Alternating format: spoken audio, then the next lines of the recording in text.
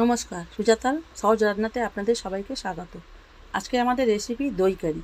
দই কারি বানানোর জন্য একটা কড়ার মধ্যে আমরা 3 চা চামচ রিফাইন অয়েল নিয়ে নেব।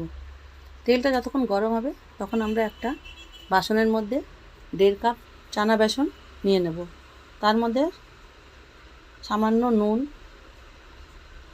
1/4 টিস্পুন হলুদ গুঁড়ো, 1/4 টিস্পুন কালো জিরে আর 1/4 টিস্পুন বেকিং পাউডার মিলিয়ে একটা ব্যাটার তৈরি করে নেব। তেলটা যতক্ষণ গরম হচ্ছে ততক্ষণ আমরা ব্যাটারটাকে খুব ভালো করে ফেটিয়ে নেব, তাহলে ফুলুরিগুলো ভালো ফুলবে। এবার একে একে একটা করে ফুলুরি গরম তেলের মধ্যে ছেড়ে দেব। এইভাবে আমরা ফুলুরিগুলো লাল করে ভেজে নেব, নিয়ে একটা বাসনের মধ্যে একে একে তুলে নেব।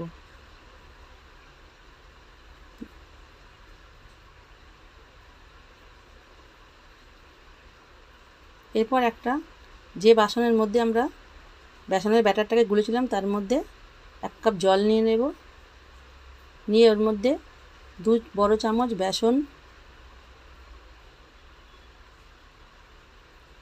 1.5 চা চামচ টক দই দিয়ে দেব,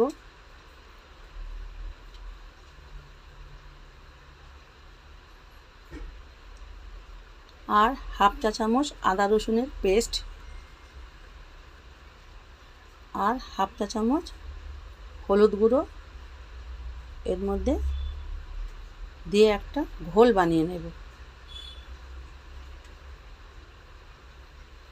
এবার ওই তেলের মধ্যে আমরা শুকনো লঙ্কা একটা, গোটা জিরে আর 10-12টা কারি পাতা ফোড়ন দিয়ে দেব। তারপরে কড়ার মধ্যে আমরা যে ঘোলটা বেসনের বানিয়েছিলাম সেটা ঢেলে দেব। এবার বাটির মধ্যে আরেকটু জল দিয়ে ভালো করে নেড়ে আমরা ওই জলটা কড়ার মধ্যে দিয়ে একটা ঘোল তৈরি করব।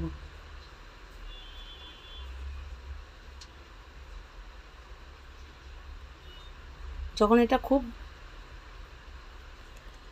ভালো করে ফুটবে তখন এর মধ্যে আমরা একটু নুন দিয়ে দেব।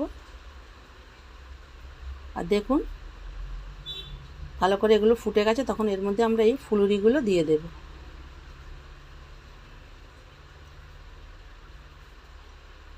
এটাকে 2-3 মিনিট একটু ভালো করে ফুটিয়ে আমরা ঢাকা দিয়ে গ্যাসটা বন্ধ করে দেব। এটাকে আপনি ভাত, রুটি সবার সাথে পরিবেশন করতে পারেন। দেখুন ফুলুরিগুলো কি সুন্দর ফুলে গেছে। এটাকে এবার ঢাকা দিয়ে দিলাম।